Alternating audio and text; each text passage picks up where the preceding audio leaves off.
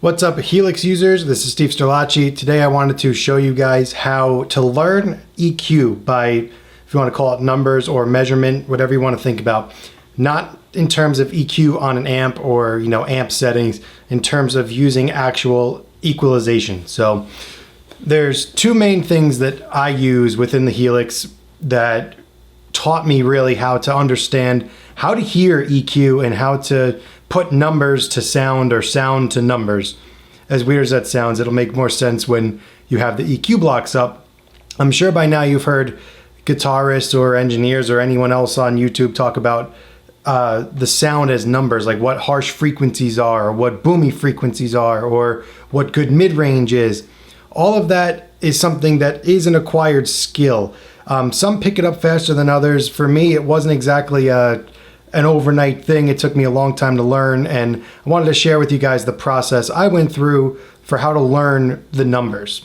There's two ways that I use EQ in the Helix. I use a tone shaper, which I will put almost as like a guitar pedal in front of my amp, which will fine tune the guitar sound going in, which is kind of something I use to clean up drives and stuff. And then I'll also throw a parametric EQ after my amp and cab, probably before my modulation effects always, and before my reverbs and delays. This is just to polish the tone up. So the Cali graphic is the one that I always choose first to go into my amp. So I'll have my drive pedal set, my guitar, my amp, cabs all set up, and I'll use the Cali graphic. It's easy, it's got the bands and the numbers there for you, and I use that first, or is it first? In this case, yes, I have it first in the chain, just to beef up the guitar sound going in a little bit. And then I'm going to show you how to use the parametric EQ after the main tone to polish that sound up and to get it sounding exactly the way you want. So let's go HX Edit and hear what this sounds like. So what I've got pulled up here is my double Marshall preset. This isn't available at the moment, but it's one I really have a good time using. I've used it in a couple of my videos, and I've used it on a couple of recording sessions. Really is a nice fat Marshall sound. I'm using my Paisley Telly.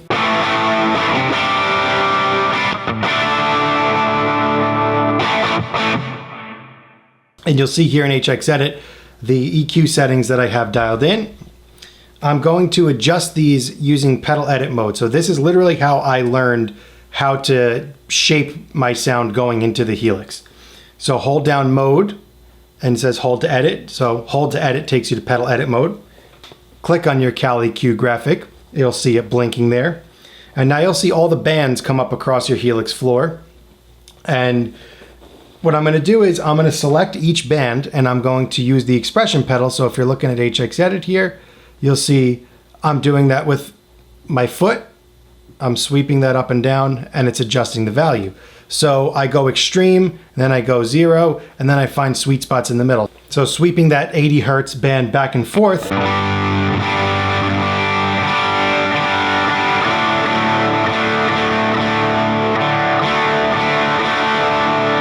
I find cutting it a little bit is what helps. So I'm going to fine tune this with the value plus and minus here to get it exactly where I want it. It's about minus, I like about -5, roughly thereabout. So the 240, I'm going to click on 240. Now you'll see that's selected, and you'll see it going up and down, and let's find the sweet spot for that. So that's without it, and this is maxed out. I'm not a big fan of this frequency, so I usually wind up keeping it cut.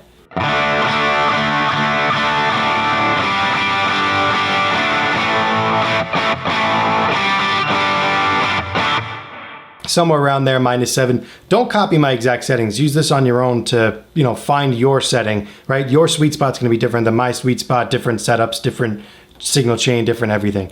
So use this, just find your own sweet spot.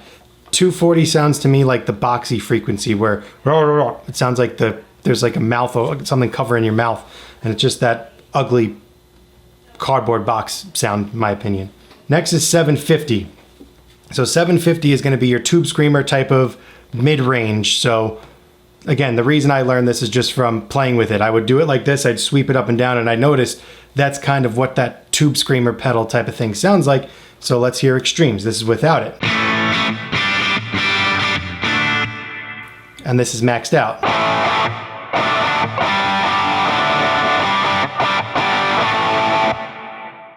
So you can hear it's a pretty cool frequency. You can overdo it, but I kept it around 7.5-ish.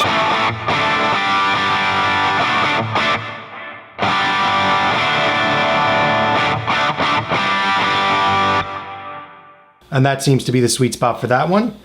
Move on to 2200 hertz or 2.2K, you'll hear people say. So this one I have at about +3. So let's hear what it sounds like at 0 without it, nothing on. So not bad, but definitely a little lifeless. So let's add some in.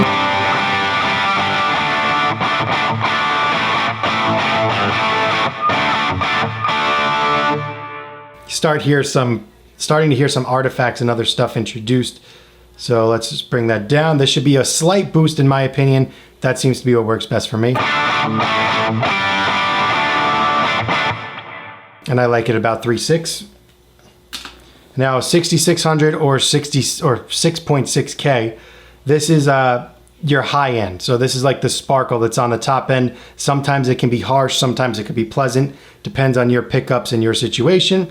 And this I opted to cut a little bit. So let's hear what it sounds like at 0. Pretty good without it. Now let's hear with all the way up.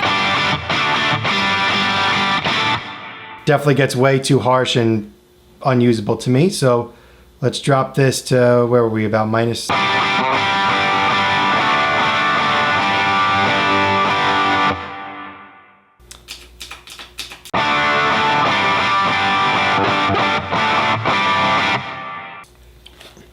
So that's literally how I learned the sound of these bands of EQ using the Cali graphic. This was like my entry level, my beginner stages was using this Cali graphic, nailing what those sound like in my ears and really trying to study those frequencies, what they sound like too much, what they sound like too little, finding my sweet spot in the middle. Took me a while. It's not something that you could just do.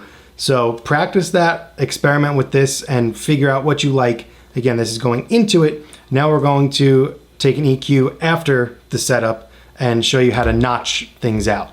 Okay, so the parametric is probably a lot more advanced. It's a lot more technical and may get a little confusing at first, but I'm going to show you how to get started with this. I would always suggest using the parametric as a cut or a notch. I don't like to boost using this because it gets a little too fine-tunish and it's very easy to get overdone. So I use this to notch out ugly frequencies rather than boost frequencies I like. I'm going to take your Q. So the Q is the level of which that you're like the peak of your boost or your cut. So if you have a straight line, that's your sound. It's sharp Q is like this, that's a higher number, or a lower Q is more of a hump. It's gonna make more sense when we do it. If you want to look up the technical reasons behind this stuff, feel free to do so. This is just showing you how to get the hang of this. So what I do here to learn this, I took my Q and I just jacked the Q all the way up. So now I have a huge spike in my Q. Using my pedal edit mode, I'm gonna get back into pedal edit mode for my parametric EQ. So I'm gonna bring the Q up and I'm also gonna bring the gain up to like 8. So I'm just gonna look for things that sound really awful to notch out. So boosting the level is what amplifies it to be more audible. And the Q again is that sharp point so that you could really narrow that frequency that you don't like. And boosting it just makes it more obvious. So to find something to cut, you wanna boost it and find out where it is and what you don't like to drop it out. Again, it'll make more sense when we do it. So I'm gonna sweep the frequency and I have the big Q, right? The big sharp Q is gonna sweep through and it's gonna find some nasty frequencies, and then we're gonna take the gain and we're just gonna drop it, notch that frequency out, and it'll be out of our way. So let's sweep through the frequencies.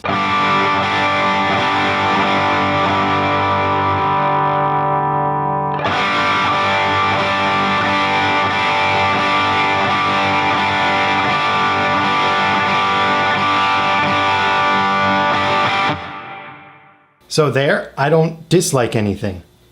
So I'm just going to set the gain back to 0, and I'm going to reset that. Set that to 0, reset it, because I didn't hear anything that I wanted to cut. So now mid-frequency, same thing. On pedal edit mode, select your mid-frequency with the Q and the gain jacked up.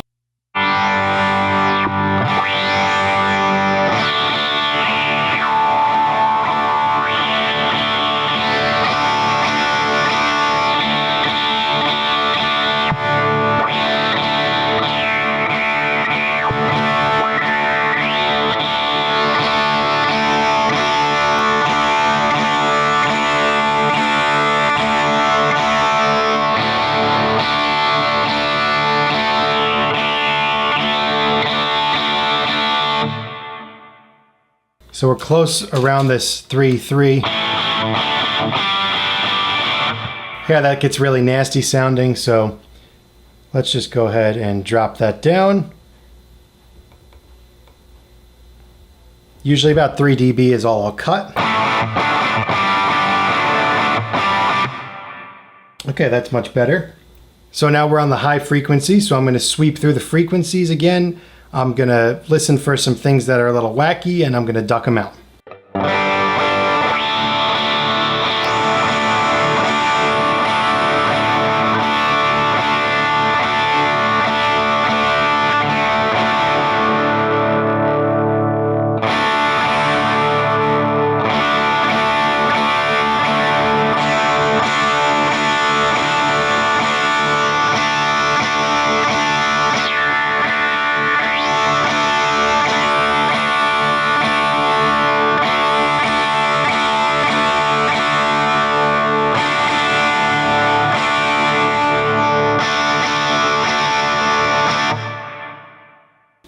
So that sounds a little not amazing. So let's try dropping that out.